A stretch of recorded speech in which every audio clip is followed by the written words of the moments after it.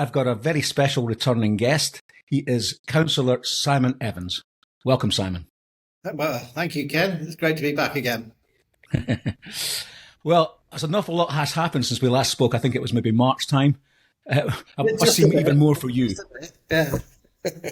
Yeah, well, I mean, obviously in March when we came and saw you, it was the beginning of the local election campaign, which is now completed. And we won 53 seats in Lancashire, which is beyond anybody's expectation, from Nigel down to everyone else. We never expected to win that many seats. So we've got an overriding majority and control Lancashire County Council. And I've now been installed as the deputy leader of Lancashire County Council. I've packed in my job. I'm doing this full time, so that's a big change. And I'm also cabinet lead for children and families. And we have a huge job to do. But we have a fantastic team. I mean, seriously, fantastic team of 53 councillors. Yeah. Now, of the four people who I interviewed back then, there was yourself, there was Ella Worthington, Ellis, and Ricky Edwards, I think it was. Now, of those four, two were elected and two weren't. Three were. Sorry. Three. Oh, Ella Worthington, Councillor Worthington, Councillor Swales, Nigel Swales, and now Councillor Richard Edwards. It was Richard got in. Only Ellis that came very close, but just got pipped. But yeah, Oh, that's good. That's even better. so So it was only Ellis we missed then. yeah. So in West Lancashire, we were there's 8 seats in total. There was a strange anomaly where one of those seats was managed in Southport, although it's West Lancashire. So we campaigned in 7 seats and we won 5 of those 7. Good. That's excellent. Yeah. And was there any logic to why we were winning in one ward but not in another? Is it just to do with the makeups of the ward, or was it anything that people were doing on the ground? No, I think it was just the makeup of the ward. I mean, the one that we didn't win was West Lancashire North, which is a very rural county, a very rural borough, sorry, ward. I'll get my words right eventually. And it was always a very strong Tory seat and remains so. But Ellis ran him incredibly close. And I think if it were held in the year's time or so, it may well fall down to us again. Was he terribly disappointed, tell me? He was disappointed. You're going to be disappointed, but he took it so well. He's been very positive, and he's now very involved with the branch. And Ellis will be back, and Ellis will be. I have absolutely no doubts. A talented young man. He'll be elected shortly at some stage. Yeah, he's young enough to make a comeback, isn't he? Oh yeah, he's not like us old ones. Yeah. But I mean, it was just. I mean, it feels like years ago now, but it was only 5 weeks ago or so, and it was just an astounding win. And I will never forget people's faces in Burscough Sports Centre where they held the counts, and watching their faces as the returning officer kept saying reform, reform, reform, reform. And some people stormed out. I mean, Oh, really? I was going to ask you what the reaction from your opponents had been. storming out. It was lovely. I will never Well, forget that picture. it's not only the people of Lancashire. The results, both in Lancashire but elsewhere, a warm smile on every Reform supporter's face, I I think. mean, 10 councils overall control. I mean, the beginning of the election, we think if we get 1 or 2, that would be just unbelievable. 10. We've also got 4 others where we're the largest party, and that may change because there'll be defections and so on and so forth. So some Yeah. things might become two mayoral, 2 mayors, and a new MP as well. I mean, can you imagine if we'd had the other ones as well that were cancelled from Essex and all over the place, which were our favourite ones. These were our least favourite seats. So, I mean, just absolutely stunning. So we've gone from what people would say, I never thought it was, a party of protest to a party of power. And it is a different dynamic. But my God, we can start doing these reform things now. It's fantastic. It really is. Yeah, brilliant. I mean, in some ways, it's maybe as well that we didn't have too many councils all together, because at least with 10 it gives you a chance to be controlled, and it gives head office a chance to control things in the way it develops. Is that Yeah. right? And we are doing. We're working very collaboratively with the other 9 councils. I've got to know more councillors, more leaders, more deputy leaders than I've ever known in my life. But also, the party HQ are working incredibly hard. They've got these task forces looking at specific areas: potholes, immigration, housing, all different areas that we're all the things we stood for. And they've got these task force, which is full of experts that are working hand in glove with us. And I mean, the future just looks bright. The future looks turquoise. Well, absolutely. I mean, it's the first time that a Reform UK has ever had its hand on any lever of power, isn't it?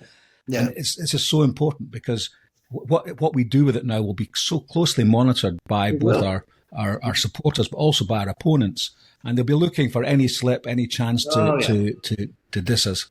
Yeah. Well, luckily we haven't got many opponents in Lancashire. We've got about 20 odd, I think, of them. So, but you're absolutely right. I mean, what we're doing basically is we're running a small country. That's the way I look at it, these 10 local authorities, and people will judge us about how we will do this nationwide when we come into power, which we're going to in 28 or 29, whenever the election is. But it's a huge responsibility. You do feel that. You do really, as you get into this position and start work very closely with our leader, Stephen Atkinson, and all the other councillors, and you do realise that there's a real responsibility on our shoulders to deliver properly. And I'm really pleased that Stephen's our leader, because he's very measured, very experienced, knows what he's doing, because he ran Ribble. He was leader of Ribble Council before, so he's got that experience. But you got me, a young upstart, who's kind of learning the ropes. Yeah, I mean, I've seen Stephen on TV a couple of times, and he seems very good. Yeah, very focused. Yeah, he is 100%, and and the fact that the majority of us, we've got 53 councillors, 3 of them have been councillors before, 50 haven't, and that gets thrown at you in the chamber and in meetings and so on and so forth. Oh, you don't know, you reformers, and someone said the other day, you reform, you better learn quickly how to do things, because we're going to be holding you to account. Well, I've been to lots of meetings. I know how to go to a meeting. But what really I think is refreshing is, one, we can't be held account for the mess that Labour and Tory have made in Lancashire and across the country for the last 100 years. It's been them that have caused the problems, not us. So we're fixing their problems that they've made. And also... Sorry, Simon, you're not going to tell me you've inherited a black hole, are you? No. Well, we probably have, but we're not going to bleat on about it if we have even. We'll just fix it. but also, because we've got so many new councillors and new faces, do you know what? They come at this with a completely different skill set, with a completely different vision. They come with real experience. And I got to tell you, this is the best group of people I have worked with in my 40 odd years in work, whatever the job. And they really are very skilled people, and will blow the rest of them, actually blow their socks off. They really will. Well, next time somebody comes to you and says, you better learn how to do things quickly because you've got no experience, just say to them, well, I've watched what you did with your experience. Yeah, exactly. I don't particularly want to do the things the way you did them. Yeah, exactly. I mean, they keep saying things like, what's your budget going to be, and how are you going to pay for all these things, and so on and so forth. And I said, well, that's the wrong question. You were in for 20 years. Where was the budget that you messed up? Why would we take any lessons from you lot at all? So it's true. Yeah, but no, we're working hard to build a relationship with the senior officers in Lancashire. I was going to come on to that because I mean we all know how councils work, don't we?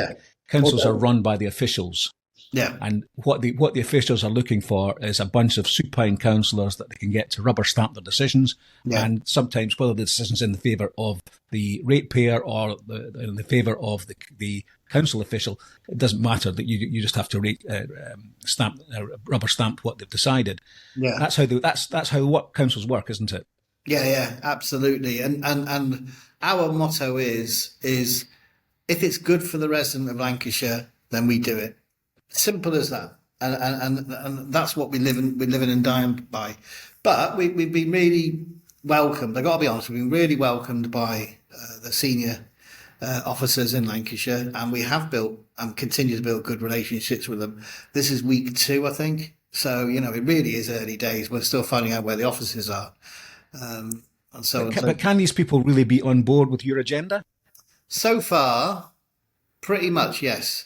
I think they can. I mean, we met with the chief exec on the first few days, and he was telling us, he said, I'm actually excited to have reform in. I'm excited I'm ready for you to push me. I'm ready for new ideas. We're trying to do things. So, but let's and we take him at his word. But I can't. I gotta be honest. I can't do anything but give them praise. They've been really good. They've been open. Good. They've been helpful and protective as well of the leadership. No, you have to establish good relationships with the officials. I see that.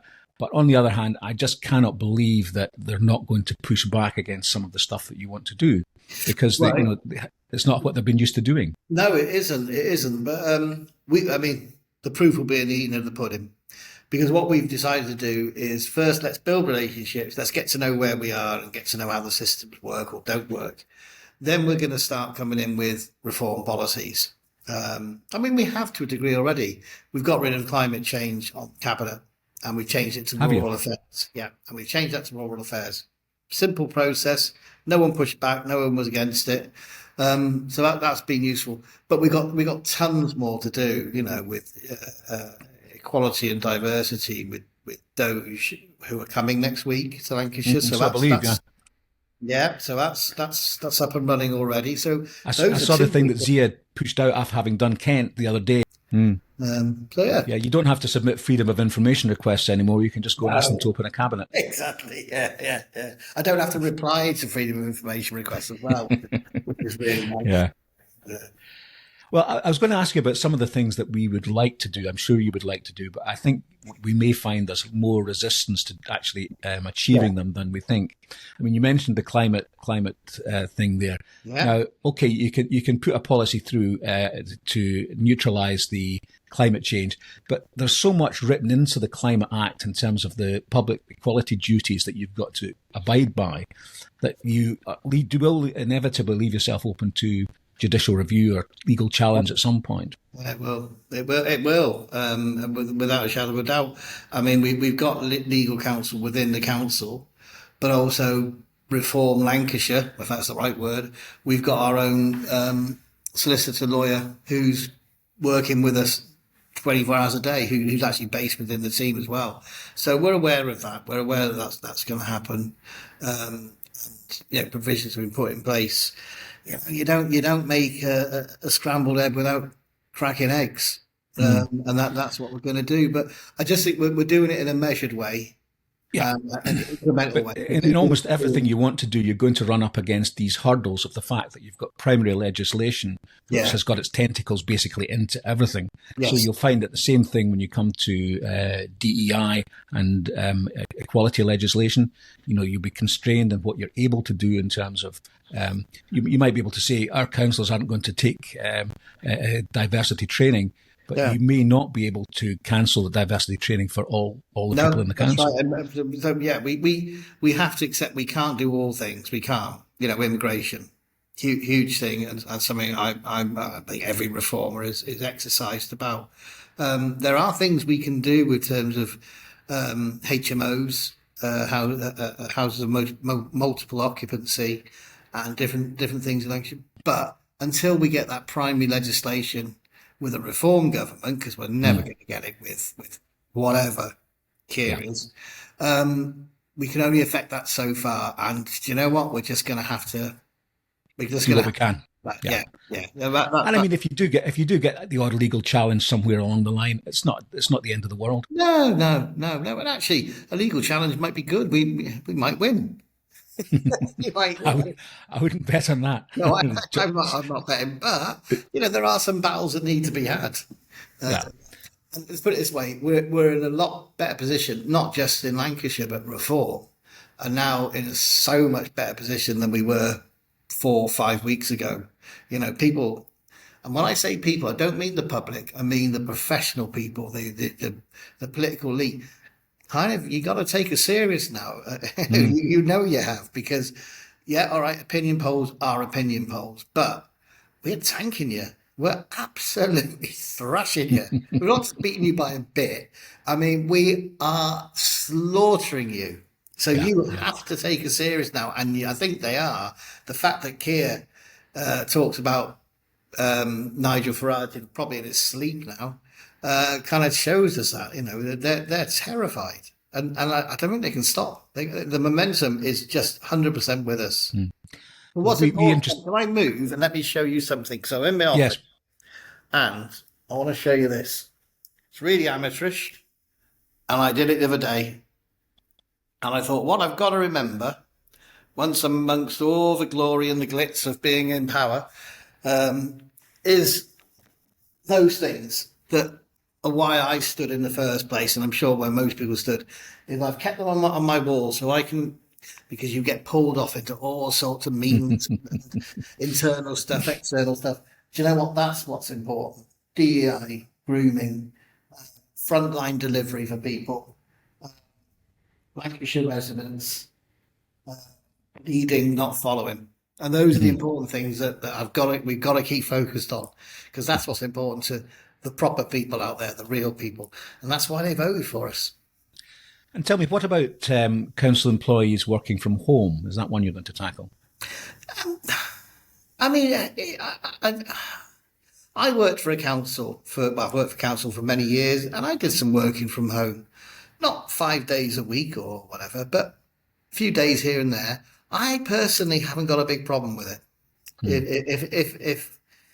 If you can do your job once or twice a week from home, and from home is a bit of a misleading description. I worked from home when I was working in local authority. I did a work day last week working from home here. And I was out and about talking to people and going to meetings and so on. So I spent about an hour at home. Do you know what I mean? Just catching up on some emails and stuff like that. So a lot of jobs, if you have to do a bit of admin at home, but then you're going out and about and doing things, then that's fine. That's no problem. No big deal with it. I'm aware of that, and I don't for us at the moment. I don't have a particular problem with it either, but it is important that you have metrics to be able to measure performance. And that seems to be, to me, I mean, I was speaking to David Burgess-Joyce the other week, and he was saying that he asked the council why it was that when he was a councillor, why it was that 25% of the staff had not had their performance review. And he's told, well, they can't do it because we can't get them to come into the office. Well, that's when it's got silly, and that's when you've lost control of managing your business. I mean, I would say something. You picked up on performance review, and as I said, I've worked for local authority, and there's something I'm quite interested in actually. Is I had performance reviews year after year working for local authority, and you know what? They were the most pointless exercise I'd ever been through in my entire life, because they were not connected to my salary. They were not connected to promotion or demotion. They were not connected to targets that meant something. They were just a chit chat, and then they were put away for another year. So, that's something I'm interested in terms of, let's really give people performance reviews and actually performance targets, and link it to their careers, their salaries, and so on and so forth. That's a whole different kettle of fish. I think you'd see a lot more people in the office if that was the case. It'd be quite refreshing for me. I come in drive into the office every day of the week now. So is it effectively a full-time job for you now? Oh, it is a full-time job. I've packed in my other job. Did you? 2 weeks ago, the Labour Council phoned me up and said, "You can today, after 10 years service, today can be your last day in this council." I said, "Sorry, I haven't put my notice in." He said, "Well, this is what we're telling you." So That's wrong, but I was happy to skip out the door. I hope you're not getting a gold-plated pension, Simon. Oh, you're joking, I wish. I tell you, if anyone wants to look into me, you look into my accounts, it'll be very, very quick and easy, and there won't be much to look at, I can tell you that for nothing. But no, it's so yes, I'm doing this full-time, as Good. I think pretty much all the cabinet are, Right. certainly the leadership are. And you know, so it's a full-time gig for most of us, really, Yeah. Yeah. Good. and a privilege. Brilliant. Well, look, I'm very grateful for you coming back on the podcast. I know you must be, as I say, extremely busy and so on. And it's just great to get some insight into what's actually happening. Yeah. And I'm sure everybody, all the viewers will be interested too. Well, So could I ask you, sorry. Yeah, you'll have to come over. You have to come over and visit. I'd love to. It's I would an love to. impressive building. It really is. It goes on forever, but it is. You can see where the Victorians spent their money. I can tell you that. It's not new money. It's hundreds of years old, but it's a beautiful building. It really is. Well, if you could send me an invite, I'd be delighted to come over. Love to. Yeah. But also, maybe if you would agree that maybe in 6 months' time or something, you could maybe come back on again and we can check on progress. Yeah, we can give you a lot more meat on the bone then. Yeah. Great. Like your flag, by the way. Yes, I recognise that. Did Lancashire win at cricket last night? I don't know. I'm not a cricketing person, but I should know that sort of stuff, shouldn't I? I saw it was on, but I didn't see it. Yeah. Great. Well, look, thanks very much again for coming on, Simon. And as I say, if you're speaking to Ella and Ricky and so on, pass on my regards. I will, definitely. Thanks, Ken. Thanks then. Bye now. Bye. Bye.